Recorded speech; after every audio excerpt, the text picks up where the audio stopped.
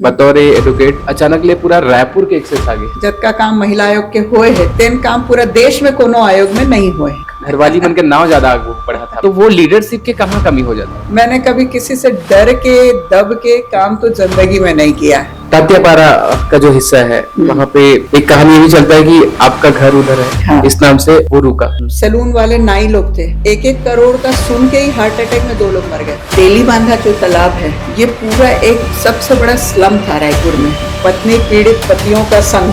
POCSO act की हम बात करते हैं, जसपुर वाला जो एरिया है वहाँ पे लड़की ट्रैफिकिंग की बात करती है। मर्डर करने के बाद में आप अंदर होगा या होगा उम्र कैद। छत्तीसगढ़ में खास करके आदिवासी महिलाओं की बात। नमस्ते, जय जोहार। द लोक मीडिया के तेज संवाद में आज हम आपको एक ऐसे व्यक्तित्व से मुलाकात कराने वाले हैं जो हर महीने में हर बार रिकॉर्ड बनाती है। ये रिकॉर्ड का सिलसिला परिवार से ही शुरू होता है। परिवार की पहली जो है एडवोकेट बनती है, उसके बाद रायपुर की पहली महिला महापौर बनती है, और ये जब सिलसिला आगे बढ़ता है तो जिम्मेदारी और बढ़ती है। उसके बाद राज्य की पूरी कमान संभालती है। वर्तमान में महिला आयोग की अध्यक्ष है। पहचान की मोहताज नहीं है, इसलिए मैं ज्यादा लंबा चौड़ा इंट्रो नहीं दिया। मैम, बहुत स्वागत है आपका। जय जोहार, नमस्कार। नाश्ता में क्या था आज? मैं नाश्ते में सुबह फ्रूट्स खाती हूँ। हाँ। भीगे हुए बादाम किशमिश वगैरह का मेरा नाश्ता होता है। अनाज नहीं खाती, अनाज दिन में एक ही बार खाती हूँ। लाइफ स्टाइल की बात करते तो अपन अभी बात कर रहे थे, तो मतलब पानी खान पान कैसा है आपका? मैं पिछले 7.5 साल से आध्यात्मिक लाइन पर गई हुई हूँ और मेरी डेली रूटीन सुबह 3:30-4 बजे से शुरू होती है। मेडिटेशन से दिन की शुरुआत होती है और सुबह 6 बजे से एक्सरसाइज और फिर 7:30 बजे से घर पे आके तैयारी नाश्ते की, और फिर उसके बाद में पूरी थाली भर के जो भी सीजनल फ्रूट होता है, खासतौर से उसमें कच्ची लौकी। क्या बात, कच्चे लौकी की बात होती है। बाकी बादाम किशमिश अखरोट ये चीजें, सीड्स होते हैं, मेथी दाना तिल वगैरह, तो ये सब एक हमने कोर्स ज्वाइन किया था जो पूरे राइट फूड, राइट एक्सरसाइज और राइट मेडिटेशन के ऊपर में है। सन टू ह्यूमन के नाम से आप सर्च कर सकते हो। तो उसमें सिर्फ मैंने अपनी लाइफस्टाइल बदला, मैंने अपनी सारा वेट मैंने रिड्यूस किया और स्पिरिचुअल अपलिफ्टमेंट भी हुआ उससे। ये जरूरी हो जाता है कि अभी के समय में जब लोग अलग अलग डिप्रेशन, तनाव और ऐसे एंजाइटी सारे शब्द जब प्रचलन में आ रहे होते हैं, हाँ। तो वैसे समय में जीवन का संतुलित बनाया रखना बहुत जरूरी है, क्योंकि मेयर से जब उतरी थी तो उस समय मेरा वजन 105 किलो था और फिर बहुत सारी बीमारियां हो गई थी। दिन भर में 19 गोली खाती थी, एक के बाद एक बीमारियां बढ़ गई थी, बीपी शुगर से लेके थायराइड वगैरह। तो मैंने इस कैंप को जब ज्वाइन किया तो इससे मुझे बहुत फायदा मिला। फिर मैं इसको कंटिन्यू करती हूँ। साल में 40 दिन मैं 4 नवरात्रि वहाँ पे जाती हूँ, कैंप करती हूँ और फिर रिवाइव होकर के फिर आ जाती हूँ। क्या बात है, रिवाइफ ऐसे बात होती है। अब हम एक शब्द आया वाइफ यानी पत्नी का, तो बतौर एक महिला एक पुरुष का जो साथ होता है कितना जरूरी होता है, और आपको कितना स्पेस मिला परिवार में? नहीं, मुझे तो बहुत मिला। एक तो पहले बचपन में पापा ने मुझे बहुत आगे बढ़ने के लिए, अपने काम करने के लिए, बैंक जाने के लिए 16 साल की उम्र में मोटिवेट किया। और मेरी मम्मी नहीं थी, वो नहीं चाहती थी कि लड़कियां बाहर जाके काम करें। शादी हो गई, बच्चा हो गया तो बस अब घर पे रहो। पर उस समय फिर मेरे हस्बैंड ने मुझे काफ़ी बूस्टअप किया, क्योंकि शादी के बाद मतलब मैंने एलएलबी के जो परीक्षा फाइनल दिया था, शादी के बाद रिजल्ट आया तो एक सब्जेक्ट में सप्लीमेंट्री आ गई थी। तो फिर बोले अब हो गया, बच्चा छोड़ दो, क्या करोगी पढ़ लिख करके। तो उन्होंने कहा नहीं, पढ़ाई जरूरी है, और एक ही सब्जेक्ट में, और सब में मैं मेरिटोरियस थी, पर वो कुछ गड़बड़ हुई थी डिपार्टमेंटली। तो फिर मैंने फिर से पूरे एग्जाम दिए, एक सब्जेक्ट नहीं दिया, पूरे पेपर दिए। 1990 में बेटा 89 में हुआ था। फिर मैंने पूरा एग्जाम दिए और फिर मैं मेरिट में प्रोविजनल लिस्ट में टॉप में थी। तो फिर उसके जो टॉपर थे उसके साथ भी यही हुआ, सप्लीमेंट्री। तो यूनिवर्सिटी ने फिर उसको चेक किया तो अल्टीमेटली उसे टॉपर किया। मैं सेकंड टॉपर थी रविशंकर यूनिवर्सिटी में। फिर उन्होंने मुझे कहा कि जब तुम इतना अच्छा स्कोर ले आई हो तो एलएलएम कर लो। तो मैंने एलएलएम ज्वाइन किया। एलएलएम क्या बहुत स्पेशल होता है कि आपको एग्रीगेट 50% मार्क्स लाना है और पासिंग 40 रहता, और 2 पेपर होते थे। तो 2 अटेम्प्ट हम फिर उसमें नहीं हुए। 2-2 नंबर से हम चूक जाते थे। तो मैंने कहा छोड़ा कि अब छोड़ दो पढ़ाई, तो बोले नहीं अब तुम वकालत ज्वाइन कर लो। वकालत ज्वाइन कर तो कौन तो से सन में आपने फिर वकालत ज्वाइन 91 में फिर वकालत ज्वाइन किया, और फिर मैंने उनके स्टाइल से बहुत स्पीड से लिखना, क्योंकि मैं साइंस ग्रेजुएट थी, ओके लिखने की स्पीड कम थी, तो फिर स्पीड से लिखना शुरू किया। और फिर वकालत के साथ ही साथ थर्ड अटेम्प्ट में फिर मैंने पास भी किया LLM फर्स्ट सेमेस्टर, फिर उसके बाद कंटिन्यू मेरा LLM भी हो गया। क्या बात 94 में LLM कंप्लीट हुआ। उसके बाद प्रैक्टिस चल रहा प्रैक्टिस तो चल ही रहा था, फिर मैंने PhD के लिए ज्वाइन किया। हाँ मैं पीएचडी पे आना चाह रहा हूँ कि पीएचडी का जो आपका विषय है, हाँ। क्योंकि बहुत बार ऐसा रहता है कि डॉक्टर तो हरा मैडम हाँ सूजी वाला हरेगा तो ये नहीं होगा, आप अपने थोड़ा पीएचडी के विषय पे हम जाते हैं। डॉक्टर के सूजी वाले डॉक्टर के ऊपर से मैं बताता हूँ। एक्चुअल में मैं BSc जब करत रहे तो मैं PMT 2-3 अटेम्प्ट करे हाँ, 3 अटेम्प्ट पर मोर उमा हुए रही से आयुर्वेदिक में। तो घर वाले मन उस समय लड़की ला बाहर नहीं भेजत रही से, मैं उज्जैन भर दे रहा, तो की से कि काय करबे खलबत्ता डॉक्टर बन के, तो मैं छोड़ दे। फिर ओकर बाद में मोर चाचा की चल बेटा अब ते हाँ सफेद कोट नहीं पहनबे तो करिया कोट वाले पढ़ाई कर लेता हूँ करके, फिर मैं करिया कोट के पढ़ाई करे। तो दिमाग में रही कहीं कहीं कि डॉक्टर लिखाना है नाम के सामने, तो मैं हाँ PhD पर अप्लाई करे, पर बहुत सारे पॉलिटिक्स वगैरह से मोर साथ पढ़ाई में, अब वो बात डिटेल में नहीं जाऊं। तो 96 में LLM के बाद डॉक्टरेट के रजिस्ट्रेशन हो रही से, पर मोर डॉक्टरेट कब कंप्लीट हुई से जब मेयर बने हो, तो 2011 में मोर PhD कंप्लीट हुई से। 14 साल के संघर्ष रही से मोर। और बाद मेयर के तौर पे मैं गेस्ट भी रहे हैं डायस में दीक्षांत समारोह में, और बाद उहे डायस से उठ करके मैं हाँ PhD के अवार्ड भी ले हाँ। तो 2012 में मैं अपन PhD के डिग्री ले बताओ, मतलब महापौर बनने के बाद जो है उनको डिग्री मिली। 98 में हम आते हैं, क्या हुआ था उस साल? हाँ ये तो बहुत ही मतलब अजीबो गरीब किस्सा है। जनरली इला बताए बर लोगन मन के थे काबर बोलथसते हैं ये सब चीज ला। मैं वास्तव में मोर मायके परिवार में मोर नाना रही से राजनीति में, बाकी पापा मन जॉब वाला रही से, और हम राजनीति से मोर दूर दूर तक कोई संबंध नहीं रही उस समय। और शादी के बाद इतने आए तो ससुर रही से, देवर भी रही से राजनीति में। और 98 के पहली मैं अपन समाज के कनिष्ठ उपाध्यक्ष रहे हैं, तो सामाजिक गतिविधि में बहुत एक्टिव रहे हैं, बोल्ड रहे हैं, बोले में बहुत रहे हैं। तो एक ठीक बड़का नेता के संदर्भ में कुछ बोल पड़े रहे हैं, तो ओकर समय बहुत चर्चा में आ रहे हैं। तो एक और ही से कि धरसीवा विधानसभा से कुर्मी प्रत्याशी देना है, तो उस समय के जन मुख्यमंत्री जी रही से राजा साहब दिग्विजय सिंह जी, ओकर यहाँ से मोर यहाँ फोन आई से कि तुमको मतलब टिकट देंगे विधानसभा का। अब पापा माइनिंग अफसर रही से उस समय, तो पापा मोर हस्बैंड मोर भाई सब जन एकदम गदगद कि टिकट मिली। मैं के दिमाग खराब है, मैं काहे के चुनाव लड़ूंगी, बिल्कुल नहीं लड़ूंगी मैं चुनाव।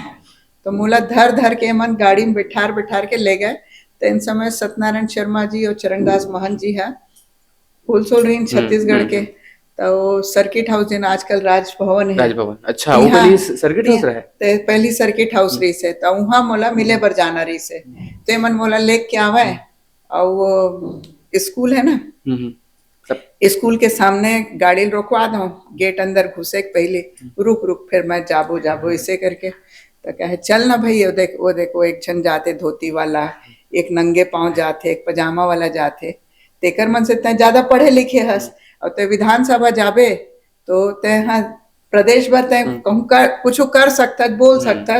और ये मन जब विधायक के टिकट मांगे के दावेदारी करे थे, ते का तोला ऑफर मिला थे, काबर मना करा था।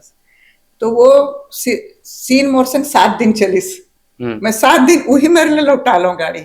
7वें दिन मैं गया हूँ, मिले हम, ताकि से कि अभी अब तोला वहां जाए लगी दिल्ली। जब तक मोर मानसिकता बनिस तब तक के 7 दिन के टाइम निकल गए से, ठीक है चलो कर लेती हूँ करके। तो फिर 7वां दिन के बाद मैं दिल्ली गया हूँ, तो फिर वहां पे वो जन मोर एक बड़े नेता के खिलाफ कुछ बोले रहे हैं सामाजिक में, तेन नेता बहुत विरोध करी से, और फिर मोला टिकट नहीं मिले से। दूसर ला मिलिस धरसीवा से, फिर मोला की से कि ते पार्टी में काम कर। फिर 99 में हुई इसकी ते लोकसभा लड़बे, और फिर वो खुद राजा साहब मना कर दी इसके नहीं, अभी के माहौल ठीक नहीं है। और वो समय जिन ला टिकट मिली रही से तेन अपन बी फॉर्म ला लौटा दे रही से, तो 15 दिन में ते नवा हस नहीं कर सकते, तो राजनीति शुरू होतले खत्म हो जाइए। तो वो नाम से फिर वो समय टिकट नहीं पाए, तो फिर चलत रही से पार्टी के काम करत रहे। तो ये मोर 98 के क्या बात है, ये बहुत ज्यादा बड़े साल होते हैं, 97 में मोर जन्म हो रही से एक साल बाद 97 98 के कहानी शुरू होते हैं। अभी बताओ कि आप जब महापौर बने हो हाँ। तो 2009 की बात है, 2009 के बाद तो वो मतलब पहली या बाद में कि आप जैसे एडवोकेट हो, आपके पास एक सीमित जन अधिकार है, कोर्ट में प्रैक्टिस करत हो, सुनवाई होते, तो वो दोनों के जन अनुभव हवे बतौर एडवोकेट वकील, और उसके बाद अचानक ले पूरा रायपुर के एक्सेस आगे शक्तिशाली हो गया आप। नहीं, एक्चुअल में महापौर जिन चुनाव हुई से तेन भी एक अलग संघर्ष रही से, करके 99 से तो पार्टी में करत रहे हम काम ला, सबके चुनाव में जाऊँ आऊँ काम करो, और जिन लीगल विंग रही से तेकर भी काम करो, तो नॉलेज तो रही से। पर एला कहते ना कि छत्तीसगढ़ में कहावत है, पढ़े फिर कढ़े नहीं है। हाँ। तो प्रैक्टिकली राजनीति का है, जन जब तक अपन ऊपर नहीं आवे तब तक के समझ नहीं आवे, ओला ये नहीं कह सकन कि हाँ हमन सब जानथन। तो जब महापौर के चुनाव लड़े हम, तो जब एमा बन के आए हम, तो वास्तव में मुला लगे सब एमन पुराना सब दिग्गज पार्षद मन रहा है, पक्ष में भी विपक्ष में भी, तो एमन कैसे कर ही मोला। तो मैं हर अपन पूरा नगर निगम के जन बुक रही से नगर पालिक निगम एक्ट, तेला तो पूरा एक केस के सिलसिला में बहुत पढ़े रहे हमें, तो पुस्तक मोर टेबल में हमेशा रहे। तो जब सामान्य सभा हुए तो कुछ आपत्ति करे तो मैं फट से मैं बोल दूं, तो बोले कि अब क्या नगर निगम क्या पुस्तक से चलेगा? मैंने कहा बिल्कुल, नगर निगम अब जो है कानून से चलेगा। और तो बोले हम लोग के पास तो पुस्तक नहीं, तो मैं सब जन ला एक एक पुस्तक भी दिलवाया हूँ। तो सब जन फिर मैं कार की पुस्तक से पढ़ा, टू द पॉइंट बोला, बोला ज्यादा लफाजी वाले बात नहीं आवाई, कार के हमन साइंस वाले हैं, फिर वकालत भी करन, तो टू द पॉइंट ही जब तक नहीं बोलबे तब तक नहीं हो सके। तो वैसना चला है मोर।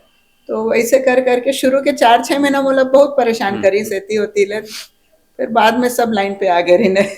क्या बात, ये जन यहाँ पे वाकई में आप नियम कायदा कानून से आगे बढ़ता हो। तो मैं मान के चलो कि जिन्हें राजधानी रायपुर के बतौर काबर के आरक्षण खलोग आगे है, तो महिला महापौर प्रत्याशी ले मैं एक बात कर रहा था। ऐसे है कि अभी जिन काम कर रहा था तेना संवैधानिक पद है, और ये माँ जब आए हम महिला आयोग में, तो आज वो करत 2020 के जुलाई से ये समझ जाओ लगभग 4.5 साल हो गए है। और ये पूरा छत्तीसगढ़ में जब का काम महिला आयोग के हुए है, छत्तीसगढ़ राज्य महिला आयोग के, तेन काम पूरा देश में कोनो आयोग में नहीं हुए हैं। कोविड वाले टाइम पे कोविड वाले टाइम में भी करे हैं, और महिला मन ला रिलीफ दे हैं। तो मैं एमा संतुष्ट हूँ अब कि जन मैं काम कर रहा था, तेन मोर वकालत के लाइन के भी अनुभव एमा मिला थे, लोगन मन ला फायदा मिला थे, और बतौर अब जज काम करत हो, तो सिविल कोर्ट के पावर है। तो अब जन है कि अब एक से फिर ते राजनीति में आ, तो मोर एक्चुअल में मन नहीं रही से, मैं तैयार नहीं रही। और बाद फिर अब जैसे आरक्षण हुई से, तो ओकर बाद तो फिर पूरा शहर से सब प्रेशर चालू हो गए कि नहीं आप ला लड़ना चाहिए। तो मैं यही कहा कि यदि पार्टी मोला उपयुक्त मानी, अब पार्टी बोली तो कर लूँ, कर कि पार्टी मोला ये पद में रखे है, पार्टी बोली ये पद ला छोड़ ये काम कर, तो हुल कर लूँ, हमें का दिक्कत है। क्या बात है। अब अपन 10 साल के बात करथन कि जिन्हें 9 के बाद में रायपुर में कोई बहुत बड़े कांग्रेस ले महिला लीडर नहीं आए, किरणमयी नायक के बाद हम देखथन था।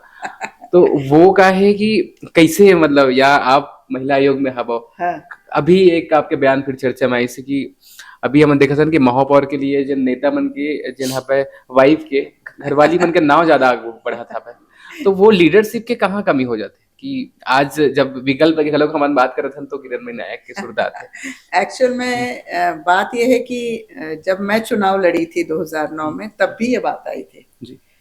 और चूंकि मैं पूरा लगातार संघर्ष कर रही थी और हम लोगों ने 2009 के पहले 2004 में ओबीसी आरक्षण हुआ था, तब भी हमने प्रयास किया था, परंतु उस समय जिसको एक टिकट मिली थी वो एक्चुअल अल्पसंख्यक था। पर वो सर्टिफिकेट ले आया था, तो मैंने उसका खुलेआम विरोध तब भी किया था। अंततः वो हार गए थे, तो हमारा संघर्ष चल ही रहा था। तो हम लोग को मालूम था कि 11th आवर पे कोई ना कोई ऊपर से पैराशूट लैंडिंग हो जाती है। तो उस समय हमने तो खुलेआम मोर्चा खोला था कि यदि कोई महिला कार्यकर्ता को नहीं दिया गया तो ठीक नहीं होगा। तब भी मेरा बयान था ये जो सबसे रहता ठीक नहीं होगा, उसके बाद का क्या रहता रिएक्शन मतलब? तो उस समय भी था कि ऐसे कैसे, पूरा मीडिया ने उसको खूब उठाया था। और फिर एक लेडी 6 महीने से घूम रही थी, मेरी टिकट फाइनल हो गई, कभी कांग्रेस भवन आई नहीं थी और प्रचार कर रही थी।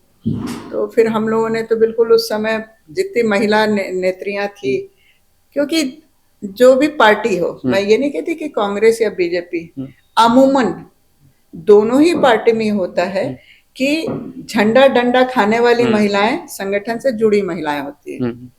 लेकिन जब ये जमीनी लेवल के कांग्रेस कार्यकर्ताओं या भाजपा कार्यकर्ताओं के लिए जो चुनाव होता है पार्षद का, इसमें जब फिर ऊपर से आता है पैराशूट लैंडिंग, पत्नी, बेटी, बीवी, बहन, तो फिर आक्रोश सब में आता है। अब ये कि कुछ लोग बोल पाते हैं, कुछ नहीं बोल पाते। मुझे फर्क इसलिए नहीं पड़ता था कि मेरा काम तो वकालत से चलता था। मैं अपने घर का, अपनी लाइफस्टाइल वकालत से मेंटेन करती थी और मेरी वकालत भी बहुत भरपूर चल रही थी। उस जमाने में जब मैंने चुनाव लड़ा तो मेरी महीने की 1 से 1.5 लाख इनकम हुआ करती थी। उसको छोड़ के मैं आई थी और मुझे यहाँ मानदेय 11,000 मिलता था। तो मतलब आज यदि मैं वकालत सस्टेन रहती तो मैं शायद 8-10 लाख में पहुंच गई होती। तो मेरे लिए पैसा भी मायने नहीं रखता था, क्योंकि मैं घर से संपन्न थी, मुझे चिंता नहीं थी और एक ही बच्चा था, तो मुझे कोई चिंता भी नहीं थी। तो इसलिए मैंने कभी किसी से डर के, दब के काम तो जिंदगी में नहीं किया। इसीलिए मतलब बेबाकी की बात होती है, तो मैं भी बहुत दिनों से चाह रहा था कि बातचीत हो, और ऐसे बातचीत हो जिसको लेकर बहुत बार मैंने कोशिश ये किया कि अलग अलग माध्यमों में देखे। रायपुर पर हम ठहरते हैं, आप जब महापौर रही, कुछ ऐसे अलग अलग योजनाएं आई। जब मैं एक इंटरव्यू देख रहा था तो नया बस स्टैंड वाला जो जगह है आपके समय में आया, उसका नामकरण जो है, उसका विवाद था। एक्चुअल में दूधाधारी मठ की जमीन है वो जी। तो उनका इशू था कि जब तक आप हमें हमारे संत जी के नाम पे नहीं करेंगे प्रस्ताव, तब तक हम वो जगह नहीं देंगे। और फिर उसके एवज में उनको दूसरी जगह शासन से दिलवाना था। तो ये एक लंबी प्रक्रिया चली। तो हमने सबसे पहले MIC और सामान्य सभा से उस नाम को अप्रूव करके उनको दिया, बातचीत किया, तब वो फिर एक स्टेप आगे बढ़े। फिर उसके एवज में बाद में मेरे ख्याल से प्रमोद दुबे के कार्यकाल में वो जमीन का वो हुआ, और जा करके अब तीसरे महापौर के कार्यकाल में उसका उद्घाटन हुआ। क्या बात। एक अब हम बात करते हैं कि इन दिनों चूंकि जो काम हो रहे हैं, जोरा मॉल इन दिनों बनने वाला है। अब यदि हम थोड़ा पीछे जाते हैं तो आपके समय में स्टे लगा था वहां पे, लेकिन बन रहा है, तो स्टे बन रहा है। राजनीतिक जो चीजें कैसी है कि आपकी जब सरकार थी, एक्चुअल में उसका पुराना नाम था ट्रेजर आइलैंड मॉल। ओके। और जब ये बन रहा था तो उस समय में यहाँ पर जो अंबुजा मॉल है, उस पर कमिश्नर ने एक कार्रवाई किया था और उस पर 7.25 करोड़ रुपए की पेनाल्टी लगाई थी। जनरली ये सब काम कमिश्नर का होता है, तो हम इंटरफेयर नहीं करते थे। पर जब वो आया फिर, क्योंकि जब पेनाल्टी लगी तो उसने अंडर प्रोटेस्ट पैसा दिया था कि मैंने गलत कुछ नहीं किया है, तो हमारे पास भी आया, बोले मैडम मैंने सिर्फ जो एक फ्लोर की डिजाइन थी वो दूसरे फ्लोर पे बन गया था, इतना ही गलती थी। उसने कोई भी एक्स्ट्रा जमीन बेजा कब्जा नहीं किया था, जितना उसका मेजरमेंट था उस पर काम किया था। तो मैंने कहा ठीक है, यदि एक पर हो रहा है तो आप सारे मॉल पर यही करो जांच जो बनने वाले हैं। तो फिर मैंने टीम भेजी। तो वहां पता चला उन्होंने 40-45 हजार या 50 हजार स्क्वायर फीट एक्स्ट्रा जमीन पर निर्माण किया था। अच्छा। और पूरा ही नक्शे का विपरीत था, कंप्लीट हर फ्लोर। तो मैंने कहा ये क्या है, अब इसके ऊपर लगाओ फाइन। तो मेरी जानकारी में 22 या 23 करोड़ रुपए का फाइन का उन्होंने कैलकुलेट किया था टीम ने। और फिर मैंने उस पर ऑर्डर किया, ऑर्डर शीट पे, कि इस पर पूरा इतना पेनाल्टी लगाया जाए। तो जब वो चीजें आई तो सामने वाला हाई कोर्ट चला गया। हाई कोर्ट से उसने स्टे ले लिया। हमने कहा ठीक है, स्टे ले लिया तो जो होगा होगा, परंतु वो इतना शातिर था कि स्टे लेने के बाद खुद ही निर्माण कर रहा था। ओके। तो हमारे पास फिर कंप्लेंट आई। मैंने कहा अब ये यदि निर्माण कर रहा है तो फिर तो इसको बत्ती देनी जरूरी है। तो फिर उसके ऊपर में हाई कोर्ट में फिर उसके ऊपर रोक लगी थी। और बाद में फिर कमिश्नर ने, दूसरे कमिश्नर ने उसके ऊपर में एसेस किया, तो 16 या 16.5 करोड़ का असेसमेंट किया। और उतना पेनाल्टी का किया। अब ये सारी चीजें जब हाई कोर्ट की गाइडलाइन से चल रहा था, केस वाइज चल रहा था, तो फिर अचानक क्या ऐसा हुआ, ये मेरी समझ से परे है। मतलब कहीं ना कहीं कुछ बहुत बड़ा डब्बा गोल हुआ है यहाँ पर, जिसमें जो अभी मुझे पता चला, कुछ मीडिया ने वहां पर वो चलाया था कि सांठगांठ हो गई किसी की। तो हो सकता है सांठगांठ हुई होगी, क्योंकि जिस व्यक्ति के ऊपर ने उसको बनाया था वो व्यक्ति शायद अपनी जगह इसको बेच दिया है वर्तमान वाले को। तो ऐसा हो नहीं सकता कि वो हाई कोर्ट में गया हुआ है, हाई कोर्ट का था, हाई कोर्ट का ऑर्डर था, तो आप उस, और बैंकरप्ट हो गया था, दिवालिया हो चुका था, तो वो कैसे बेच सकता है। तो ये बहुत सारे लीगल इश्यूज हैं। और अभी तक किसी ने नहीं देखा। क्यों नहीं देखा, क्यों लोग आंख मूंद करके रखे हैं और क्यों कार्रवाई नहीं कर रहे हैं, ये कहीं ना कहीं एक बहुत लंबा बताइए है, ऐसा लगता है। अभी हम बात करते हैं नियम कायदे कानून की, हम बात कर रहे हैं, तो एक और आपके साथ में जुड़ता है कि चूंकि शहर की जब बात होती है तो वो चौड़ीकरण की बात होती है और ट्रैफिक व्यवस्था को दुरुस्त करने की बात आती है। महापौर की बड़ी जिम्मेदारी इसमें मानी जाती है। तात्यापारा का जो हिस्सा है वहां पे एक कहानी ये भी चलता है कि आपका घर उधर है। हाँ। इस नाम से वो रुका, क्या कहानी है उसकी? एक्चुअल में यदि मैं महापौर बनी हूँ तो ये भी उसमें एक बहुत बड़ा रोल चौड़ीकरण के केस का है। चौड़ीकरण वास्तव में आमापारा से लेकर के शारदा चौक तक होना था। तो 2007 में मैंने इस पूरे पैच में लगभग 185 रिट पिटीशन फाइल किया। और उस जमाने में एक रिट पिटीशन फाइल करने का खर्चा कोई भी वकील मिनिमम भी लेता था तो 2,500-3 हजार लेता था, क्योंकि उसमें 800 रुपए तो टाइपिंग और टिकट के खर्चे होते थे। तो हमने सबसे बात किया, क्योंकि यदि मैं अकेले अपने घर का, मेरा नाम से नहीं घर, मेरे ससुर जी के नाम पर है वो घर, तो एक केस लगाती तो 1.5-2 लाख मुझे अपने पॉकेट से खर्चा करना पड़ता है। तो मैंने कहा चलो मैं ये करती हूँ कि आप लोग सिर्फ जो 800 रुपए है वो दीजिए और हम एक लार्ज नंबर ऑफ केसेस एक साथ लगाते हैं। मेरा ऑफिस 18 घंटे चला है कंटिन्यू। सिर्फ हम रात को 12 बजे जाते थे और सुबह 4-6 बजे वापस आ जाते थे। तो हमने 185 रिट पिटीशन फाइल किया हाई कोर्ट में, और उसमें 1.5 महीने के अंदर सारे केस एक साथ डिसाइड हुए। और उस केस में भी ये हुआ था कि तब नगर निगम में जो अधिकारी थे उन्होंने ऐसी हवा फैलाई कि केस नगर निगम जीत गया। हमने कहा कि हमने जो दांव खेला था, ऑर्डर तो उसी पे हुआ। सर्टिफाइड कॉपी मिलने के बाद हमने कहा कि अब तो नगर निगम को सबको मुआवजा देना पड़ेगा, क्योंकि पंचायत फैसले का हमने प्रस्ताव रखा था।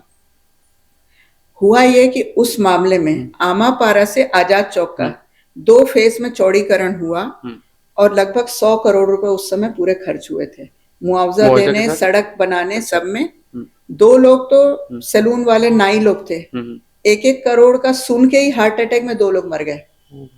मतलब जिन्होंने जिंदगी में पैसा नहीं देखा था उनको 1-1 करोड़ मुआवजा मिला। तो इतना मुआवजा बटा था कि नगर निगम के पास पैसे खत्म हो गए थे और शासन से और पैसा नहीं मिला, तो इसलिए वो चौड़ीकरण रुका हुआ था। अभी फिर उसके बाद मतलब मेरे ऊपर बहुत प्रेशर किया जब मैं मेयर बनी, आपका घर तोड़वा दीजिए ये। मैंने कहा ठीक है मुआवजा दे दो, क्योंकि मेरा नहीं, मेरे फादर इन लॉ का है। और यदि उनका है तो मैं ये तो नहीं बोल सकती कि आप फ्री में दे दो, जो सबको बटा है वो उनको भी मिलेगा। तो उस जगह का आज तक पिछले 10 से 12 साल में गाइडलाइन रेट नहीं बढ़ा है। अच्छा। ताकि जितना गाइडलाइन रेट बढ़ेगा उतना मुआवजा देना पड़ेगा। और अब तो 2013 की पॉलिसी आ गई है, तो उसमें दोगुना मुआवजा देना पड़ेगा। ओके। तो इसलिए प्रमोद दुबे के कार्यकाल में भी चर्चा शुरू हुई और उस समय के जो मंत्री थे उन्होंने कहा कि साहब हम तो मुआवजा देंगे, पैसा आ गया, परंतु वो नहीं आया। फिर डेबर के कार्यकाल में सब चीजें चली, पैसा देने की भी बात आई, पैसे आए, परंतु कुछ चीजें पूरी नहीं हो पाई। और अभी मैंने सुना शायद 140 करोड़ सैंक्शन हो चुका है उसी के लिए। या आ चुका है, परंतु लास्ट के 3-4 महीने में काम हो सकता था। पर वर्तमान सरकार ने यहाँ पर जो हमारी सरकार है भाजपा की, उन्होंने इसको शायद इसलिए नहीं होने दिया कि उसका क्रेडिट कांग्रेसी महापौर को मिल जाता है। ये बताइए, कांग्रेसी महापौर की हम बात करते हैं तो अलग अलग जो है लोगों का मत इस पे है। एक तो रहा कि पहले प्रत्यक्ष रूप से अप्रत्यक्ष रूप जो चुनाव का है कि पहले हम लोग महापौर चुना करते थे, कांग्रेस आई सत्ता में, फिर जो है पार्षद अपना महापौर चुनेंगे, वो नियम फिर से बदल रहा है, फिर से बदल गया। उसके बाद ये भी रहा कि एक व्यक्ति को पावर में लाने के लिए नियम को बदला गया था। अब देखिए, ये तो मैं ऐसा कुछ एग्जैक्ट मेरे नॉलेज में नहीं है, परंतु शायद पार्षद से करने पे एक्चुअल में महापौर का जो चुनाव है वो इतना लेंदी हो जाता है। मतलब रायपुर की यदि हम बात करें तो लगभग मोटा मोटी 4 विधानसभा को कवर करना पड़ता है, मतलब आधा लोकसभा। तो हर व्यक्ति इतना गुडविल रेपो वाला नहीं होता कि वो सब जगह जा करके अपनी बात कर सके, फिर चुनाव में वो एफर्ट कर सके।